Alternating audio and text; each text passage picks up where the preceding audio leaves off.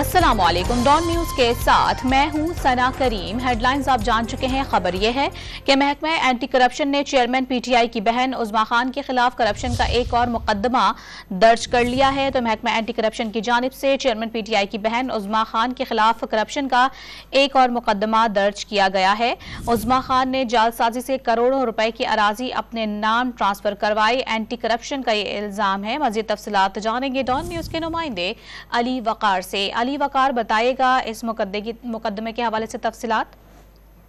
हाँ जी बिल्कुल, anti corruption काम का ये कहना है कि तहरीक इंसाफ के जो चेयरमैन है उनकी हमशीरा डॉक्टर उज़मा के खिलाफ जंग में ये जो फैसलाबाद एंटी करप्शन रीजन है उन्होंने ये मुकदमा दर्ज किया है, जिसमें ये इल्जाम आयद किया है कि तहकीकात के दौरान ये बात सामने आई थी कि डॉक्टर उज़मा ने मुबैना तौर पर जालसाजी और धोखाधड़ी के जरिए 310 कनाल अराजी जो है वो अपने नाम की है, जिसमें मुतलका जो रेवेन्यू का स्टाफ था वो भी इस जालसाजी में मुलविस था, जिसमें उन्होंने मुख्तलिफ लोगों के नाम पहले जो जगह वो है वो मुंतकिल और उसके बाद वो डॉक्टर उज़मा के खान नाम मुंतकिल कर दी गई, जबकि उनका ये कहना था कि जो सरकारी बर्थ रिकॉर्ड है और मुख्तलिफ जो जमीनों का ओरिजिनल रिकॉर्ड था वो भी गायब कर दिया गया था, जिस पर शिकायत पर एंटी करप्शन तहकीकात कर रहा था। और अब तहकीकात मुकम्मल होने के बाद डॉक्टर उज़मा और दीगर 8 मुलजमान के खिलाफ बाकायदा तौर पर मुकदमा दर्ज कर लिया, जबकि एंटी करप्शन ने रेवेन्यू स्टाफ के 2 जो